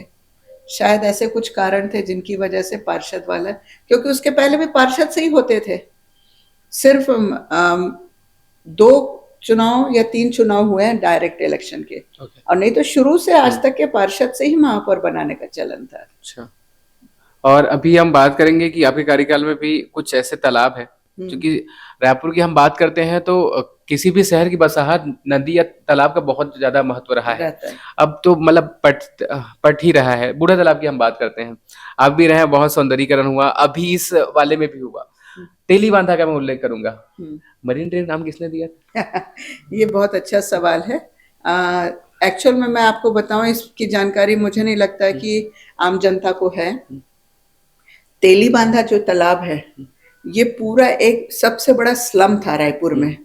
यहाँ लगभग 1200 से 1400 परिवार रहा करते थे, और वहां पे अंदर जाने के रास्ते भी ऐसे नहीं थे क्योंकि ओपन डिफिकेशन चलता था, मतलब वहां पे खुले में शौच चलता था। तो जब ये प्रोजेक्ट बना हमारा, तो उस समय बेल्जियम में एक कॉम्पिटिशन हुआ था, ESCA award, environmental sustainable city award, उसका शॉर्ट नाम था ESCA, एस्का। तो हमने भी प्रस्ताव भेज दिया, उसमें 5 एलिमेंट पर आप क्या काम कर रहे हो, मतलब पंच तत्व पर, पृथ्वी, अग्नि, जल, वायु, आकाश पे नगर निगम, क्योंकि नगर निगम का काम क्या होता है, सड़क, पानी, नाली, सफाई। तो हमने फिर उसमें प्रस्ताव भेजा और हमारा प्रस्ताव लग गया, तो हमें बेल्जियम से ऑफर आया कि आपको अवार्ड मिलेगा। तो उस पर हमें एस्का अवार्ड मिला है बेल्जियम से। मतलब पिछले किसी भी कार्यकाल में कोई भी विदेशी प्रमाण नहीं मिला रायपुर नगर निगम को। ये पहला अवार्ड है जो मेरे कार्यकाल में मिला है, और उसके बाद मुझे नहीं लगता कि अभी तक ये कोई अवार्ड ना मैंने सुना है। तो ये हमारे कार्यकाल का प्रोजेक्ट का है, और उस प्रोजेक्ट में वो 1200-1400 जो परिवार थे उनकी जो शिफ्टिंग है बिना किसी झगड़े विवाद के हुई है। आप सोच लीजिए, किसी को एक घर खाली कराना होता है तो निगम से लेकर सबको को पापड़ बेलने पड़ते हैं, हाई कोर्ट जाओ, कोर्ट जाओ, और फिर उनको डंडे मारो, निकालो, सब कुछ। यहाँ इतना स्मूथली हुआ, लोगों से हमने सिर्फ कन्वर्सेशन किया कि भाई आपको हम यहाँ पर पक्का रिहायशी मकान बना के देंगे, और वो भी आपको निःशुल्क, नॉमिनल चार्जेस में। तो पूरी पब्लिक ने सपोर्ट किया, और वहां पे जो मकान बने 700 मकान, ये भूकंप रोधी तकनीक से बने हैं। उन मकानों पे आप एक कील नहीं ठोक सकते। अच्छा। उसमें ईंट नहीं लगी है। वहां के जो मकान है उसमें कोई भी ईंट नहीं लगी। पूरा मलेशियन या कोई जगह की कंपनी के वो स्ट्रक्चर आए थे, और कंक्रीट और सीमेंट का वो है जो आप छतों की ढलाई करते हैं, उस टेक्निक से मकान बने हैं। तो ये चीजें सबको जब हमने बताई तो पूरे लोगों ने सपोर्ट किया। हालांकि उसमें हमें बहुत बाद में प्रॉब्लम हुई, क्योंकि उनको बाहर के BSCP मकान में शिफ्ट किया, उनके आने जाने के लिए बस की व्यवस्था की, उनके लाइट, बिजली, पानी का भी हम लोगों ने बिल दिया 2-2.5 करोड़ का। और फिर उनको यहाँ शिफ्टिंग कराई गई। तो ये एक लंबा प्रोसेस चला, परंतु उस जगह पे हमें अवार्ड मिला है। अवार्ड की बात हो रही है तो स्मार्ट सिटी भी रायपुर को, आप बताइए बतौर महापौर आप जो रही उसके बाद में दुबे जी और ये सब जो हाँ। देख रहे हैं, स्मार्ट सिटी हो जाने के बाद जो फंड भी बढ़ जाता है, लेकिन हम रायपुर में आपके लिए क्या मतलब डेवलपमेंट, सड़कों को थोड़ा चौड़ा कर देना या सौंदर्यीकरण को थोड़ा सा व्यवस्थित कर देना, स्मार्ट सिटी में स्मार्ट सिटी इंफ्रास्ट्रक्चर का के जो साथ में फंडा है, लोगों का कितना वो होना चाहिए? स्मार्ट सिटी का जो फंडा है, जो गवर्नमेंट की पॉलिसी, आज रायपुर में 70 वार्ड है, पर जो शुरू में लिया गया था केवल बीच के 16 वार्ड लिए गए थे। Okay, okay. उसका फंड उन 16 वार्ड से बाहर खर्च नहीं हो सकता। अभी पूरा 70? अभी का मुझे नहीं मालूम। अच्छा, अच्छा। परंतु जब शुरू में आया था तो मैंने इसका विरोध किया था। उस समय हालांकि हमारे कांग्रेस के महापौर प्रमोद दुबे जी थे, पर मुझे बहुत ज्यादा पढ़ने या देखने का मौका नहीं मिला था, जो मुझे ऊपरी तौर पर पता चला था। तो मैंने विरोध किया था, क्योंकि उसके पहले हमारे पास JNNURM से फंड आता था, जो मेरे कार्यकाल में हुआ था। तो लगभग हमारे पास 1400-1500 करोड़ का फंड आया था। बीजेपी सरकार थी, परंतु मेरे कार्यकाल में लगभग 4000 से 4500 करोड़ का काम रायपुर शहर में हुआ था। आज जो स्मार्ट सिटी के नाम से कुछ हो तो नहीं रहा है, परंतु जो मेरे कार्यकाल में जो 100 सिटी बस आई, उनसे आज शासन का मंत्रालय चल रहा है। मंत्रालय उन्हीं बसेस के भरोसे चल रहा है, और आज तक वो बस का प्रोजेक्ट घाटे में नहीं गया, आज भी प्रॉफिटेबल है। हम उनके बचे पैसों से और बसेस खरीद सकते हैं, ये भी हमारा प्रस्ताव था। तो अब अपन जब आप पावर में होते हैं या जब सरकार में रहते हैं, आप लोग जब आप लोग मतलब महापौर रहे, एक ही बार ढेबर जी ऐसे रहे जब सत्ता शासन के साथ में रहे। हाँ। तो वो जब बीजेपी की पूरी स्टेट में सरकार हो रही होती है, आप राजधानी रायपुर में महापौर हैं, उस समय के चैलेंजेस तो है ही, महिला होकर और क्या चैलेंज बढ़ जाता है? देखिए, महिला या पुरुष का मैं नहीं मानती चैलेंज, ये है कि चैलेंज तो रहता है, क्योंकि शासन के जो मंत्री कई बार उसको ये ले लेते हैं कि हम इनको यदि सपोर्ट करेंगे तो नाम इनका होगा। कुछ ऐसे पर्सनल ग्रज ले लेते हैं लोग, जिसकी वजह से ये प्रॉब्लम होती है, और मेरे कार्यकाल में तो कुछ ज्यादा ही हुई थी। 100 सिटी बस का उद्घाटन को लेकर के हुआ था, जिसमें इन लोगों ने इशू बना लिया कि कांग्रेस के हमारे उस समय के तत्कालीन अध्यक्ष शहीद नंद कुमार पटेल जी जीवित थे, बोले नहीं उनको हम नहीं बनाएंगे अध्यक्ष। मैंने कहा उन्हीं की बदौलत से 14-14.5 करोड़ रुपए आया था, इन्होंने तो 2 बार खारिज करा दिया था पैसे को। और मैं उनके अप्रोच से, उस समय कमलनाथ जी थे नगरीय निकाय मंत्री, तो उनसे मैं वो पैसा लेके आई थी, और उसकी वजह से ये 100 सिटी बस आई थी। तो मेरा ईगो बहुत हर्ट था। मैंने कहा नहीं, यदि आप हमारे नेताओं को नहीं करोगे शामिल, तो हम आपका कार्यक्रम होने नहीं देंगे। ये मैंने चैलेंज ले लिया था।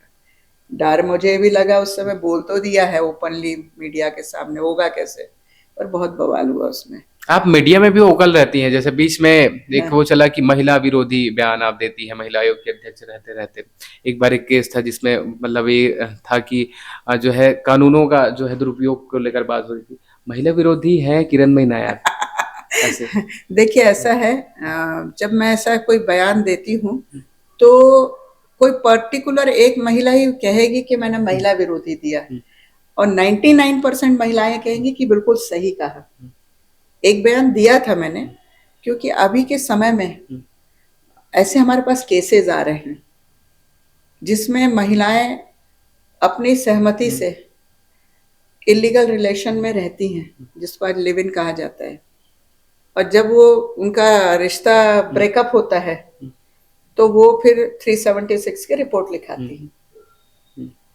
और मैं चूंकि पेशे से वकील हूं, मैं जानती हूं कानून में ये प्रावधान है कि 16 साल से अधिक की उम्र की लड़की यदि सहमति देती है और संबंध बनाती है तो रेप नहीं है।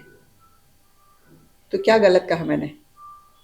महिला आयोग है तो मैं केवल हर महिला का तरफदारी नहीं कर सकती, क्योंकि यदि कोई महिला कर रही है तो कहीं ना कहीं कोई एक पुरुष है, दोनों समाज के समानांतर पहिए हैं, तो हम किसी को जबरदस्ती फंसाने की बात नहीं कर सकते। और आज उसी बात पर सुप्रीम कोर्ट ने भी मोहर लगाई है कि यदि आप सहमति से हैं तो आज FIR नहीं दर्ज होती 376 की। तो ये जो है बहुत बार होता है कि पूरी बयान हमको सुना जाना चाहिए। हाँ। एक और बात की, इन दिनों हम लोग बड़े बड़े सेलिब्रिटीज को देखते हैं कि मतलब जो महिलाएं हैं वो बड़ा मुआवजा का हिस्सा लेना चाहती हैं, तो अब वो गाँवों का तो एरिया अलग, आप हर टाइप की केसेस को देख रही हैं। ऐसे में चूंकि फिर बात आती है भाई कि मतलब पुरुषों के लिए भी कुछ ऐसा हो जिस पर उसकी सुनवाई हो। बहुत लोगों ने मुझसे कहा कि एक पुरुष आयोग बनवा दीजिए। मैंने कहा ये मेरा क्षेत्राधिकार नहीं है, आप जाइए मुख्यमंत्री जी से बात करिए। और अभी का जो घटनाक्रम हुए कुछ, जैसे कुछ पुरुषों ने आत्महत्या की, देश लेवल पर ये चर्चा चल रही है कि पुरुष भी प्रताड़ित होते हैं।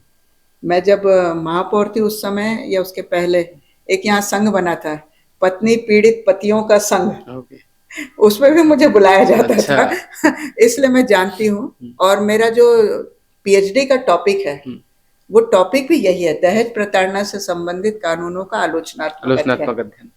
और उसमें मैंने यही कहा है कि शादी के बाद में आप यदि एक बहू रिपोर्ट लिखाती है तो किसके किसके खिलाफ लिखाती? पति तो रहता है, उसके साथ उसके माँ बाप, भाई बहन, नाबालिग बहन, सबको लपेट देते हैं, चाची चाचा जितने हैं सबको लपेट देते हैं। और पहले कानून ऐसा था 498 है कि जिसमें सबको पुलिस तुरंत अरेस्ट कर लेती थी। पर आज देखिए, आज थाने में 3 काउंसलिंग होती है यदि कोई रिपोर्ट लिखाती है तो, और यदि दोषी पाए जाने के कुछ दस्तावेज हैं, कुछ प्रमाण है, तभी कार्रवाई होती है, नहीं तो उनको कोर्ट जाने की सलाह दे दी जाती है। एक बतौर महिला, चूंकि आप अब घर परिवार सब चीजों की जिम्मेदारी आपने बखूबी ऐसे निभाया है, बाकी लोगों के लिए क्या मतलब मैसेज है कि फैमिली मैनेजमेंट कैसा है? देखिए, सही मायने में यदि कहा जाए तो हमारा जो भारतीय कल्चर है, भारतीय संस्कृति है, वो परिवार को बहुत महत्व देती है। और उसमें यदि हम कहें कि नहीं भाई मैं तो पढ़ी लिखी हूँ और मैं बाहर जॉब करती हूँ तो मैं घर का कोई काम नहीं करूँगी, कोई कहेगी मैं बच्चे पैदा नहीं करूँगी, तो कोई कहेगी कि हस्बैंड काम कर दे, तो ये आपके क्लेश का कारण होता है। और थोड़ा सा सामंजस्य महिलाओं को भी बनाना पड़ता है, ज़्यादा थोड़ा ज़्यादा, पर पुरुषों को भी करना पड़ता है आज के समय में, क्योंकि हर कोई वर्किंग हो रहे हैं। तो हमारी तो समझाइश है, मैं तो अपने अक्सर ऐसे मामलों में कहती हूँ कि बेटा बेटी में भेद नहीं करते, कहने की बातें हैं। एक्चुअल में हर महिला ही बेटा बेटी में भेद करती है जिनके घर में है, और ये चीज मैं सार्वजनिक रूप से उनसे प्रूफ भी करा देती हूँ। सिंपल सा क्वेश्चन है मेरा, घर में यदि लड़का और लड़की दोनों हैं तो कोई भी माँ बेटी को ही कहती कि जब भाई आया पानी दे दे, उसके लिए चाय बना दे। कभी किसी बेटे से नहीं कहती कि तेरी बहन आई है जा उसको चाय दे दे और पानी दे दे या उसको खाना परस के दे दे। लड़की को 6 बजे तक घर नहीं आई तो उसकी शामत आ जाती है, पर लड़का 12 बजे तक घूमता रहता है तो माँ बाप पूछते तक नहीं। और इस चीज को जब मैं पब्लिकली लोगों से पूछती हूँ तो हर लड़की सहमत होती कि हाँ ये बंदिशें सब जगह है, और बंदिशों के पीछे लॉजिक दे दिया जाता है लड़कियां सुरक्षित नहीं है वगैरह वगैरह। तो मेरा ये कहना होता है लड़कियों की परवरिश थोड़ा बेटों की तरह करो, उनको भी थोड़ा जूडो कराटे सिखाओ, उसको कॉन्फिडेंस दो, उसको कमाने के लिए प्रोत्साहित करो, अपना सेल्फ सस्टेन होने के लिए। और लड़कों की परवरिश थोड़ा बेटियों की तरह करो, और लड़कों को थोड़ा घर के काम काज सिखाओ, उसको घर में माँ बहन की इज्जत करना सिखाओ। जब उसको आप माँ बहन की इज्जत करना सिखाओगे तो बाहर में किसी लड़की को छेड़ने नहीं जाएगा एकदम। तो मैंने चूंकि इसी तरीके से अपने बेटे की परवरिश की, एक ही बेटा है मेरा, पर मैंने पूरा उसको उसी तरीके से पाला, उसको सब काम सिखाया मैंने। आज की तारीख में मैं सार्वजनिक रूप से बोलती हूँ कि जितनी अच्छी कुकिंग उसको आती है, जितना अच्छा घर मैनेज करना आता है, मेरी बहू को नहीं आता है। पर मेरी बहू भी काम करती है। बहू इस बयान को सुनकर नाराज हो जाएगी तो नहीं, बहू मेरे को अप्रिशिएट करती है कि मम्मी जी थैंक यू, आपने इतना सिखाया है, तो वो मुझे थैंक यू बोलती है। तो वो काम एक्चुअल में उससे सीख रही, घर का काम, पर बाहर वो एक्सपर्ट है। तो मैनेज कर रहे हैं ना दोनों। वर्किंग वुमेन की हम बात करते हैं कि बहुत जगहों पे अब शादी हो रही है, भाई तो शादी के बाद तो जॉब छोड़ देना है या स्टडी है। अब आप ऐसे बैकग्राउंड से आए कि शादी होने के बाद भी आपको इतना बढ़िया प्रिविलेज रहा कि आप एजुकेशन भी पूरा की। तो बाकी भी और जो लोग होते हैं कि शादी हो गया फिर एक जीवन ऐसा है कि चूल्हा में ही व्यतीत हो रहा है। नहीं, अब वो जमाना नहीं रहा है। आज यदि आप देखेंगे तो मेरे को लगता है कि पढ़ी लिखी लड़कियां 90% महिलाएं काम कर रही हैं, कुछ ना कुछ काम कर रही हैं। गांव में यदि अनपढ़ भी महिलाएं तो कुछ ना कुछ काम कर रही हैं। जो सेल्फ हेल्प ग्रुप का भी पिछले कार्यकाल में आपने देखा था, और नहीं तो सिलाई कढ़ाई बुनाई, या घर में कुछ बनाने का काम, पापड़ बड़ी बिजौरी, इससे भी वो सेल्फ सस्टेन हो रही हैं। परंतु उन महिलाओं में भी ये चीज मानसिकता है। तो मैं तो यही कहती हूँ कि थोड़ा सा यदि आप अपने आने वाली जनरेशन को सुधार देंगे तो पूरा भारत का समाज सुधर जाएगा। ठीक बात। ये एक अभियान चलता है अभी, मतलब गुलाबी गैंग को लेकर समय हो रहा है ना, करते हैं गुलाबी गैंग वगैरह को लेकर। अब मतलब महिलाओं की जब हम घरेलू हिंसा की बात करें या ये सब घटनाओं को देखें तो शराब बहुत बड़ा मुद्दा होता है। इस बार, पिछले बार भी रहा, आपकी सरकार आई और अभी कल ही एक बड़े आपके जो है सीनियर लीडर रहे, वो जो है ईडी के गिरफ्त में आए। शराब को लेकर जो इतना बड़ा जो मुद्दा है, तो बतौर एक महिला आयोग की अध्यक्ष, मतलब बतौर महिला जब आप देख रही होती हैं, रेवेन्यू का भी एक बड़ा माध्यम है वो, इस बीच में कैसे चीजें हो जाए, डोमेस्टिक वायलेंस भी उसी के नाम से चीजें हो रही है, जान रहे हो तब भी शराबबंदी क्यों नहीं हो पाता, किसी भी सरकार की मैं बात कर रहा हूँ। अब ये ना एक बहुत कॉम्प्लिकेटेड मैटर है। शासन के उस पार्ट में हम कभी नहीं आए हैं जहां पर ये डिसीजन क्यों लिया जाता है और इसका अल्टरनेट क्या हो सकता है, क्योंकि अभी लगातार एक सर्च और सर्वे हो रहा था कि जिन राज्यों में शराबबंदी की गई है वहां पर उससे ज्यादा क्राइम बढ़ रहे हैं, क्योंकि जहरीली शराब बिक रही है। ये एक एक्सक्यूज लिया जाता है और जब वो सत्ता में होते हैं तो पॉलिसी अलग होती है और जब विपक्ष में होते हैं तो पॉलिसी अलग हो जाती है। तो ये हर जगह देखने को मिल रहा है। मैं इसमें किसी एक सरकार की तारीफ या शिकायत नहीं कर रही हूँ, परंतु इसकी भुक्तभोगी महिला ही होती है। तो एक कहावत है ना, चाकू खरबूजा पर गिरे या खरबूजा चाकू पर, कटता खरबूजा ही है और वो महिला ही होती है, क्योंकि वो अपने पति को नहीं कंट्रोल कर पाती। पति को देखते देखते उसके बच्चे दारू पीने लग जाते हैं।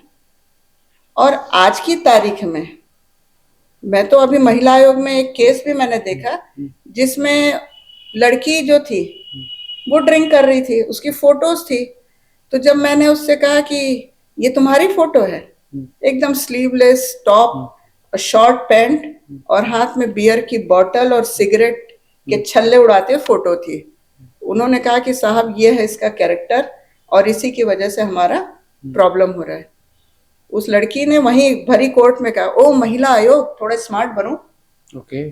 ये उसका टोन था। सबने देखा, हम लोग भी भौचक हो गए। मैंने कहा भैया इतने स्मार्ट तो हम लोग नहीं हो सकते हैं कि इस तरीके से करें। तो आज के समय में निम्न वर्ग में और उच्च वर्ग में महिलाएं भी ड्रिंक कर रही हैं, फैशन के नाम पर, बराबरी के नाम पर, या निम्न वर्ग में थकान के नाम पर। मैंने तो ये भी सुना है कि अब गांव-गांव में मंडलियां जो जा रही हैं, भजन मंडली के बाद चाय के कप में उनको कहीं कहीं पे परोसा जा रहा है। देखा नहीं है, सुना है। तो मैं इसको ऑथेंटिक रूप से नहीं कह सकती, परंतु हो रहा है। तो इसमें आपको व्यापक सुधार की आवश्यकता है, पर वो जब तक शासन एक स्टैंड नहीं लेगा तब तक संभव नहीं है। बतौर एक महिला आयोग अभी तक के जो अपन कामों की हम बात करते हैं, तो क्या कुछ, चूंकि आप रही कि आप पिछले, उसके बाद दूसरा कार्यकाल रहा, और मुझे ऐसा लगता है कि हिस्ट्री में पहली बार ऐसा हो रहा है कि बीजेपी की सरकार है और जो है कांग्रेस बैकग्राउंड से आप आती है, उसकी नेत्री है, नायक तो है ही आपके टाइटल में, नायिका है आप, तो वो अभी आप अध्यक्ष बनी हुई है ना। तो इसको लेकर जब मतलब कुछ लोगों का है कि राजनीतिक सुचिता को अपन ध्यान में देते हैं तो छोड़ देना चाहिए पद। देखिए ऐसा है, हम लोग जैसे पार्टी के वजह से मनोनीत पद है। मैंने भी कोशिश किया था, परंतु मुझे पार्टी के लीडर्स की तरफ से मना किया गया कि आपका जो कार्यकाल है उसको पूरा करो, क्योंकि राजनीतिक शुचिता की बात केवल कांग्रेस से मैं हूं इसलिए लागू होती वाली बात नहीं है। मेरे पहले जब बीजेपी के लीडर थे, जब कांग्रेस की सरकार थी, तो कई महिला नेत्रियां थी जो संवैधानिक पदों पे थी। उन्होंने कहा कि नहीं साहब, हम तो अपना कार्यकाल पूरा होने के बाद नहीं छोड़ेंगे। पिछड़ा वर्ग वाले तो जाकर के वहां पर बैठ गए थे दरवाजे पर, याद होगा आपको, खूब ड्रामा चला था। तो ये डबल स्टैंडर्ड बातें हैं। तो हम पार्टी से बंधे हुए थे, हमको पार्टी ने कहा कि नहीं, तो फिर हमने हाई कोर्ट में, जब इन्होंने एक जनरल ऑर्डर निकाला था तो मैंने हाई कोर्ट में चैलेंज किया, तो हाई कोर्ट से स्टे लिया हुआ है। रायपुर की हम बात कर रहे हैं कि एक या दो ऐसी लीडर जो आपको लगता है कि ये बढ़िया काम कर रही है बीजेपी से, जैसे अभी उप नेता है जो अभी वो मीनल चौबे है, और हम कांग्रेस की बात करेंगे, एक एक महिला जो आपको लगता है कि इनका काम बढ़िया है रायपुर में? देखिए, ऑनेस्टली यदि मैं बात करूं तो मेरे साथ में मीनाल चौबे ने काम किया है। जब मैं महापौर थी तो वो मेरे साथ पार्षद थी, पहली बार बनकर आई थी, और बहुत सीखने की ललक है उसमें। और उसने अपने आप को, उस समय जब ये आई थी तो ये, इनके पति पार्षद थे उसके पहले, तो इनका नाम तब लिखा जाता था मीनल छगन चौबे। जो चीज हमने अभी विरोध किया था पत्नियों वाला, तो उस समय आई थी। तो कांग्रेस में भी आई थी, कई महिलाएं थी जो पति के एवज में आई थी। तो कांग्रेस और बीजेपी के उस समय जितने महिला पार्षद थी, उसमें नो डाउट उसने अच्छा काम किया, एक अच्छा स्टैंड लिया, और आज भी कर रही है। नेता प्रतिपक्ष मेरे ख्याल से रायपुर नगर निगम के इतिहास में पहली बार एक महिला बनी है। अभी बोला ये भी जा रहा है कि क्या आपको क्या लगता है कि जैसे मतलब पार्टी जैसे आपको पसंद कर रही है तो इनडायरेक्टली क्या न्यूज या अलग अलग माध्यम से प्रमोट करते हैं के साथ है। मैंने अपने कांग्रेस पार्टी में भी कहा है, जितनी कांग्रेस की वर्किंग लेडीज हैं पार्षद के चुनाव में या इस तरीके का स्टैंड लेने में, मैं सबके साथ हूँ। यदि पार्टी बोलती है कि भाई महिला आयोग पे आप बने रहिए और यदि नए प्रत्याशी की बात होगी तो एक आध नाम आपके ध्यान में है कि ठीक है ये देख लेगी? नहीं नहीं, देखिए अभी तो हमारे कांग्रेस में बहुत सारे लोग हैं जो दावा कर सकते हैं और बहुत लोग कर भी रहे हैं। मैम नाम नहीं बताया आपने एक भी, जैसे मिनल चौबे का उसमें बताया था। नहीं, तो मेरे कार्यकाल की एक कविता ग्वालनी पार्षद है, वो कर रही है। एक यहाँ से राधा राजपाल है, वो कर रही है। अभी हमारी प्रवक्ता है वंदना राजपूत कांग्रेस की, वो भी दावा कर रही है। और ऐसी बहुत सारी महिलाएं हैं जो दावा कर रही हैं। और मैं जानती हूँ कि सब में एक राजनीतिक ललक है, मौका मिलेगा तो सब काम कर सकती है। मौका मिलेगा फिर जो है समय आगे होगा। समय हमने बहुत सारी बातचीत की है, एक दो सवाल लास्ट में रह गया है कि मैम कुपोषण के लिए अगर बात करते हैं हम, बहुत सारे ऐसे है कि एक तो पेड पीरियड लीव को लेकर आज महिला आयोग ने, आप लोगों ने कितना काम किया है, कितना इम्प्लीमेंटेशन है छत्तीसगढ़ में पेड पीरियड लीव को लेकर? नहीं, अभी तक इसमें ऑनेस्टली कोई काम नहीं है। होना चाहिए क्या? आज एक महिला क्या सोचती है? नहीं नहीं, देखिए होना चाहिए, इसके ऊपर देशव्यापी चीजें हैं और ये पॉलिसी मैटर गवर्नमेंट को तय करना होता है। इसको मैं नहीं बोल सकती कि तो आपका कुछ होता होगा सुझाव कि भाई नहीं, ऐसी हम लोग जैसे अभी देखिए कल हमने एक सुझाव भेजा, जितनी महिलाएं थाने में शिकायत करती हैं उनके आवेदन पर त्वरित कार्रवाई हो और उनकी गोपनीयता बरकरार रखी जाए। एक केस आया था जिसमें प्रधान आरक्षक ने उसके इन लॉज को कॉपी दे दिया कि ये आपकी बहू ने शिकायत किया है। तो वो वकील थी, उसने चैलेंज किया, तो रिटायर्ड हो गया, तो उसने माफी मांग ली। तो उस दिन हमने स्टैंड लिया कि डीजीपी साहब को चिट्ठी भेजी जाए, कल ही मैंने जारी किया। तो जारी तो हम कर देते हैं, बहुत सारे चीजों पे हमने सुझाव भेजे हैं, पर वर्किंग नहीं होती है। तो अब देखिए आज तो पेपरों में भी छपा है और पोर्टल्स में भी आया है कि हमने भेजा है। अभी कोरबा में चिट फंड का जो घोटाला है फ्लोरामैक्स के खिलाफ, वो काफी बड़ा हाईलाइट हुआ है कि मंत्री जी जैसे जो बोल रहे हैं। नहीं, हमारी सुनवाई थी अभी 11वें महीने में, तो हमने वहां पे कलेक्टर को तुरंत, पत्रकारों ने मुझे कहा तो पत्रकारों के कहने से स्वतः संज्ञान में लिया, ऑर्डर शीट पूरी ली और तुरंत हमने कोरबा कलेक्टर को दे दिया था। तो उसने एक एक्सक्यूज मांगा कि मैडम हम शासन से परमिशन लेंगे, फिर आपको डेट और जगह बताएंगे। हमने नाम उसी दिन तय कर दिया हमारे सदस्यों के, 2 सदस्यों के, कि वो आके कैंप लगाएंगे और सबके आवेदन लेंगे। पर अभी तक कलेक्टर की तरफ से रिप्लाई नहीं आया, तो हमने अभी परसों उसकी चिट्ठी भेजी है कि आप उसके समय और तारीख तय करिए ताकि हमारे सदस्य वहां पर कैंप ले सकें और आवेदन ले सकें। आवेदन बहुत जरूरी है और कार्यवाही त्वरित होना चाहिए। एक और कि छत्तीसगढ़ आदिवासी बहुल है, पॉक्सो एक्ट की हम बात करते हैं, और खास करके महिला, मतलब कि वो जो लड़कियां हैं, जसपुर वाला जो एरिया है वहाँ पे लड़कियां मतलब ह्यूमन ट्रैफिकिंग की बात करती हैं, लोग बाहर जा रहे हैं।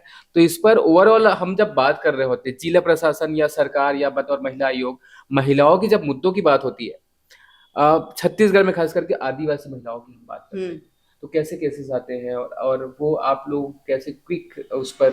देखिए ये बहुत अच्छा सवाल आपने किया है, और महिला आयोग के तौर पर मैं जितना भी गई हूँ, छत्तीसगढ़ का मोटा मोटा 5 से 7 दौरा हो चुका है। बड़े जिलों का तो 11-12 बार हो गया, छोटे जिलों की बात कर रही हूँ। आप आश्चर्य होगा कि बस्तर एरिया में और सरगुजा एरिया में कोई महिला पति के द्वारा प्रताड़ना की शिकायत नहीं करते, क्योंकि इन जगहों पर जो इनका सोशल कल्चर है, वहां पर पति यदि दूसरी औरत रखा है, तीसरी औरत रखा है, तो उनको कोई प्रॉब्लम नहीं होती, उनके बीच एडजस्टमेंट हो जाता है। वहां पर शिकायत क्या आ रहा है, वर्क प्लेस पर शोषण का। ओके। हमारे पास केसेस हैं रिकॉर्ड में। तो कामकाजी महिलाएं वहां के शोषण की शिकायत करती, कार्यस्थल पर यौन उत्पीड़न के। इस पर एक हमारे मित्र हैं, उन्होंने बोला था कि हाँ, मैम से जब आप बातचीत करेंगे तो वो लीगल बहुत ही स्ट्रांग है। तो जब ये शोषण की बात होती है कार्यस्थल पे, हाँ, तो जैसे हम रेप की बात करते हैं, हाँ, बाकी चीजों पे, तो सीधा सीधा उसमें मतलब अभी भी बहुत हाँ, सारी काम करने की जरूरत है, लेकिन मर्डर करने के बाद में आप अंदर होगा या होगा उम्र कैद होगी। तो यह अपन वर्क स्पेस की बात करते हैं, यौन शोषण की बात होती है, तो लीगल क्या है, एक्शन क्या होता है उसमें? बहुत अच्छा चीज हम्म, आपने पूछा है। कार्यस्थल पर यौन उत्पीड़न का कानून 2013 में बना है। उसके पहले सुप्रीम कोर्ट की गाइडलाइन के बाद में विशाखा कमेटी कहा जाता था, परंतु ये एक्ट बनने के बाद भी मैंडेटरी नहीं हुआ है। हमने इस पर पूरे छत्तीसगढ़ के सभी जिलों में इसका प्रशिक्षण किया है। नेशनल कमीशन से हमें प्रोजेक्ट मिला था और मैंने चीफ सेक्रेटरी को लगभग 1.5 साल 2 साल पहले पत्र लिखा था कि आप इसको सभी कलेक्टर की मीटिंग कभी भी हो, या तो हमें 5 मिनट का मौका दें या आप एक सर्कुलर जारी करें कि हर कलेक्टर अपने यहाँ इसके ऊपर सख्ती करे।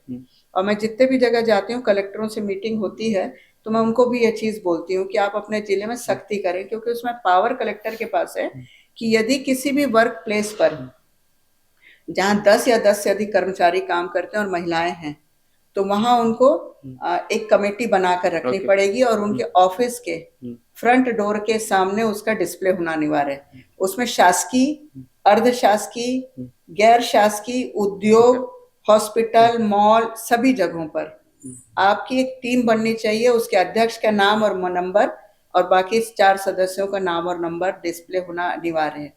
आप आयोग में आना, हमारे आयोग में हमने बनाया, हमारे यहाँ डिस्प्ले है। महिला आयोग है फिर भी हमने बनाया वहां पे। जागरूकता की हम बात करते हैं, बहुत सारे जो गांव के लोग आते हैं जॉब करने के लिए, करने के लिए प्रलोभन में भी आते हैं। जागरूकता का बहुत अभाव है मैम। बिल्कुल है, तो 100%। वो कैसे आप फुलफिल कर रहे हैं या क्या अभी चीजें? आपको बता दूं कि हमने अपने कार्यकाल में सभी जिला कलेक्टरों से डीएमएफ फंड के लिए मुख्यमंत्री जी से तब बात किया था और हमने एक रथ निकाला था, मुख्यमंत्री महतारी हाँ, न्याय इस पर रथ। मैं आने वाला था। क्या तो हुआ उस रथ का, कितना आगे बढ़ा उसका पहिया? उसमें हमने हर जिले में, बड़े जिलों से हमें 10 लाख मिले थे, कुछ छोटे जिलों से 5 लाख और कहीं से 2-2.5 लाख। 2 जिले ऐसे थे जहां से हमें कोई भी पैसा नहीं मिला कि उनके पास फंड नहीं है। तो उन जिलों के जो पैसे थे उनको उन्हीं जिलों में खर्च किया गया। एक कॉमन पॉलिसी थी, हमने एक रथ बनाया था और उसमें हमारे पास 24-25 शॉर्ट मूवी थी लीगल अवेयरनेस की, 5-5, 10-10 मिनट की मूवीज थी। तो वो हम उनको हर जिले में, जहां जहां उनके ब्लॉक थे, मुख्यालय थे, हाई स्कूल थे, गर्ल्स स्कूल थे, कॉलेज थे, वहां दिखाया। हमारी बाकायदा बुक का प्रकाशन है, उनकी लोकेशन है, सब चीज है। और फिर उसके बाद हमने संभाग स्तरीय सम्मेलन किया था और उसमें हमने आंगनबाड़ी और महिला जो पर्यवेक्षक थे, जो पुलिस वाले थे, सभी का वहां पर हमने वर्कशॉप भी रखवाया, उनका ट्रेनिंग सेशन भी कराया और ये लगभग बहुत सारी चीजों पर काम हुआ था। और राज्य स्तरीय पर समापन यहाँ पर किया था दीनदयाल उपाध्याय में, मुख्यमंत्री जी को बुला करके। तो अभी इस कार्यकाल में अभी नए टीम आ गई बीजेपी के सदस्यों के, उन्होंने इस रथ का नाम मुख्यमंत्री बहिनी न्याय रथ की बात कही है और शासन इसको अपनी योजना में ले, ऐसा एक प्रस्ताव हम लोगों ने पारित करके भेजा है। अब देखते हैं शासन क्या निर्णय। और एक बात है कि हमारा तो एक सेगमेंट भी है शूटर टोकन ऑफ माया, जिसमें हमारी कोशिश ये रहती है कि जो पहुना से जुड़े हुए व्यक्ति हैं, उनसे संबंधित जो लोग हैं, उनके कुछ वीडियो मैसेज हमारे पास में होते हैं। आप ये बताइए कि मैम 4-5 जो और सदस्य है आपकी, वो बीजेपी से हैं, आप कांग्रेस से हैं, तालमेल कैसे बिठाती होंगी? जैसे उनके कुछ निर्णय है, आपके कुछ निर्णय है? नहीं, देखिए ऐसा कुछ होता नहीं है। हम लोग का जब सुनवाई में हम बैठते हैं तो हमें सबके सामूहिक निर्णय लेने होते हैं। हमारी फाइल सबके सामने ओपन होती है और वहां पर जो भी सुनवाई होती है खुले कोर्ट में करते हैं, तो वहीं पर राय मशविरा हो जाता है। तो अभी तक के तो ऐसा नहीं हुआ है कि हमारे बीच में कोई मत भिन्नता हो। मत भिन्नता जो है वही बात, मतलब बात है कि जब निर्णय सरोकार की हो तो सबका एक होना चाहिए। अब ये बहुत ऐसा सवाल है कि बताइए मैम कि महिला आयोग में लोग शिकायत कैसे कर सकते हैं? बहुत नॉर्मल व्यक्ति जो वीडियो देख रहा है, अंतिम तक के व्यक्ति। आप उसमें हमारा एक वो व्हाट्सएप कॉल सेंटर का नंबर है, उसको आप नीचे डिस्प्ले कर दीजिएगा, 9098382225। ये हमने एक व्हाट्सएप कॉल का नंबर कर दिया है। इस नंबर, क्योंकि मोबाइल आज सबके पास है, आपको जो भी शिकायत करनी है, पहले क्या होता था, हम बाई पोस्ट भेजते थे, बाई मेल करते थे, तो आप मेल से भी कर सकते हैं, बाई पोस्ट भेज सकते हैं, खुद आकर के दे सकते हैं, और या फिर आप उसका एक फोटो खींचिए, पीडीएफ बनाइए और उसको आप भेज दीजिए, और तो हम उसको भी केस रजिस्टर करते हैं। परंतु चीजें जो हम चाहते हैं कि आप क्लियर दे कि आपकी शिकायत क्या है, पूरी क्लियर होनी चाहिए, आपका नाम, पता, मोबाइल नंबर, थाना, पूरा एड्रेस होना चाहिए, और जिसके खिलाफ आप शिकायत कर रहे हैं उसका पूरा नाम, पता, मोबाइल नंबर के साथ उसका एड्रेस होना चाहिए। और कितने समय में आप लोग कार्यवाही करते हैं? हमारे यहाँ देखिए, आज की तारीख जब मैं शुरू आई थी इस आयोग में, तो पेंडिंग में हमें 582 केस मिले थे, और अभी पिछले 4.5 साल में 6,000 से अधिक केसेस की सुनवाई होके खत्म हो चुके हैं, और एवरेज में 100 से 150 मामले हर महीने आ रहे हैं। आज भी है? तो आज भी हमारे पास 2,000 से ऊपर के मामले पेंडिंग है, क्योंकि हर जिले में हम जाके सुनवाई करते हैं। ऐसा नहीं कि आपको रायपुर ही आना है, पर यह है कि रायपुर में आधे से ज्यादा केसेस रायपुर में हैं, बाकी आधे केस पूरे जिलों में हैं। तो जब जिलों में 10-12 से ज्यादा केसेस हो जाते हैं तो हम वहाँ कैंप चले जाते हैं। अभी भी हमारा कैंप सरगुजा संभाग का है, 20 तारीख से। 20 तारीख से सब वो है, और आज भी कार्यवाही है। मैम का शॉर्ट नोटिस मिला है। सूरता टोकन ऑफ माया हमारा एक सेगमेंट है, जिसपे एक वाकया, जब मेरी बात हो रही थी रचना निदेश मैम से, जो आईवीसी बैंकर हमारी सीनियर है मैम, और बहुत प्रतिभाशाली है, हम लोग सीख रहे हैं देखते देखते। एक फेवर की बात आई कि वो जब उनका इंटरव्यू के लिए वो आई हुई थी, तो इंटरव्यू के लिए जाने वाली थी, तो बोला गया कि भाई आप, तो आपने बोला कि नहीं नहीं, उनके अंदर टैलेंट है, वो कर लेगी। ये वाला घटना हुआ था। तो एक वीडियो मैसेज है। जय जोहार। क्या नाम? जिनकी मां कोनो भी पहला चीज के काम हाथा होते हैं, इन्हें लगता है कि बताए के जरूरत नहीं है, चाहे वो पहला गाड़ी हो, पहले नंबर हो, पहला मोबाइल हो, पहले गांव स्कूल जाना हो। ऐसे है जिंदगी में अपन मम्मी ला पहले गांव छोड़ के अगर कहूँ गेरे हो, तो वो गेरे हो किरण चाची के संग होकर माइक चाची पूछो ये बात ला कि कॉलेज चल देगा, तब तक लोगन बोला बोले कि मम्मी पल्ला नहीं छोड़ देगा। लेकिन बचपन में ही जब चाची बिहाव हो रही से, तब मैं पहले गांव चाची के संग होकर माइक के रहे हो। इसमें है चाची के संग पहले गांव में चाची के हाथ की बर्गर खाए रहे हो, चाची के हाथ की पहली गांव पूरन पोली खाए हो। बहुत पुराना एक गाना रही से 1 2 3 4 5 6 7 8 9 10 11 12 13 माधुरी दीक्षित याद है, वो पिंक कलर के एक लहंगा पहने रही से माधुरी दीक्षित, बस वैसने वो पहले लहंगा चुनने चल रही से थे चाची पर खरीद के लेके आई से। तो कई ऐसा चीज है जो पहला पहला वो चाची के संग जुड़े हुए। और आप लाइक बात करो मोर करा वैसे तो 4 चाची है, लेकिन चाची मोर पहली चाची है, यानी कि मम्मी पापा के बाद, मतलब जब मैं पैदा हुई उसके बाद पहली जन घर में शादी रही से थी, चाची चाचा की रही से, और पहली चाची के आना अपन आप मतलब अलगे माहौल ही अलग रही घर के बिल्कुल। मोर तो मतलब मोर तो बोलते ना छप्पर फाड़ के जिन माया दुलार मिलते वो मिले मोला चाची ले। मोला आज तक याद नहीं है कि मैं कुछ भी बोले हूँ वो चाची कभी भी मना करे सुनिए, मतलब हर चीज में मोर साथ दे है, चाहे मोर पढ़ाई लिखाई ले होगी, लेकिन मोर नौकरी तक की हो गई। नौकरी पर जब कोनो भी नहीं मान रही तो चाची के कहने से कि नहीं अपन पैर में खड़ा होना चाहिए, तो चाची मोला हमेशा सपोर्ट करे है। मोर मोर ड्रामा, मोर आल चाल टाइप के मतलब फरमाइश, चाहे वो खवाई पियाई के हो गए, चाहे वो कुछ कपड़ा खरीदी के हो गए, चाहे खिलौना खरीदी के, जे भी मला लगते चाची सब पूरा करे। एक किस्सा बताता हूँ, मैं एक रायपुर आए हूँ इंटरव्यू पर कोनो नौकरी के, और चाची लगे इसमें सूझ गए हूँ, चाची चाचा रूम में बात कर रही है, चाचा बोले इसके यहाँ नौकरी पे इंटरव्यू पे जाते बोला इतने बढ़िया जनता पहले बात कर ले, नौकरी लग जाइए कर। चाची बोली नहीं मेरी बात कर, अपन दम्मा वाला इंटरव्यू दे बंदा बोला मालूम चाहिए कि मतलब दुनिया ने कैसा फेस बोला कैसे फेस करना है। ओकर संग में उमन एक बात कही, उमन कही कि मोला तुम्हारे बेटी पर ऊपर भरोसा है कि वो अपन टैलेंट के दम्मा नौकरी कर ली। तो ये जब भरोसा रखे ना परिवार के बड़े मन के, ये भरोसा आपका कॉन्फिडेंस देते, ये भरोसा मतलब आगे बढ़ जाए के प्रोत्साहन देते।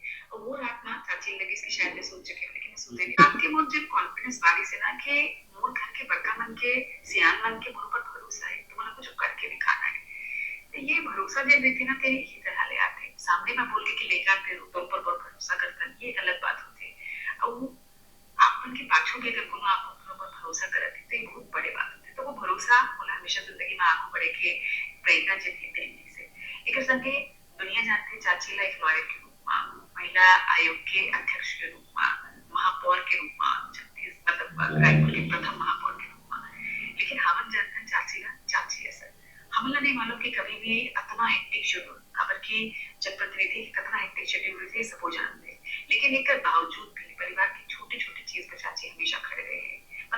याद नहीं है कि बोला कभी भी जरूरत हुई से वो चाची वहाँ मौजूद नहीं रही से। मैं तो मतलब कॉल करता हूँ, बोला पूरन पोली खाना है, मैं नहीं सुनाऊंगी कहा है शेड्यूल है काम है, बोला पूरन पोली खाना है, चाची बोलती आज आज कल आजा बना दूं। और ऐसे नहीं है, चाची घर में कतमा कन काम कराई है, लेकिन तब वो ककरो हाथ दूसर के बाई के हाथ के नहीं खाए होंगे। मैं हमेशा चाची के हाथ की पूरन पोली खाता हूँ, चाचा के हाथ के साबुदाना की खिचड़ी खाता हूँ, चाची के हाथ के चीला खाता हूँ, तो हमेशा अपन हाथ के बना के खिलाते हैं। और बोला तो दुखना भर के जुम्मा भर के मैं दुलार में सबसे ज्यादा अगर मतलब बोला को दुलार करते घर में चाची करते, अपना बड़े हो चुके हो यहाँ, लेकिन चाची के आगे जाते हो ना तो वही छोट को बचना मतलब हो। तो चाची प्रणाम खूब सारा।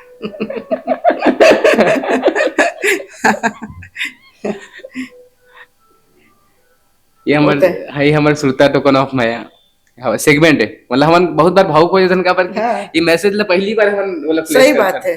अब अतका चीज ला बताई से तो बहुत सारा चीज तो मतलब सुरता भी नहीं है, पर ये बचपन में मैं जानता हूँ कि यह मोरोबर पहली लड़का है। एक बड़े भाई है, वो है हमारे जेठानी के 2 जन लड़का है मन, पर एक से ज्यादा रिस्कार की मोर शादी के समय यह मुश्किल से 2 साल के रही से बिहाव के वहाँ बैठे रहे हैं, तो वो एक ठीक फूल लेके आवे, सो सब बोला बोले जा चाची दे दे तोर चाची करके, तो घूम फिर के बार बार मोरे चक्कर लगात रहा है। अब गए तो वो वैसने रहा है छोटे करके, तो ओकर मम्मी भी कभी डांटे मारे कुछ करे तो मोरे करे आके दुख कहे मना। अब अभी भी थे परन दिन अभी छेरछेरा पर आए रही से देखे मैं वीडियो, तो बोलिस की चिल्ला नहीं दे छेरछेरा में के पहले नाश्ता तो कर ले, घर में आया है लड़का तो मैं कि अब तोला उहिच में दूँ सुपा में दूँ तोला ऐसे नहीं तो मैं हुआ चलते रिकॉर्डिंग भी करो कर, तो मोर बनावत हुए भी रिकॉर्डिंग करी सोलर डालिस भी है सोशल मीडिया में, माहौल दी से महू डाले अपन सोशल मीडिया में, तो वो चलते हमारे मन के।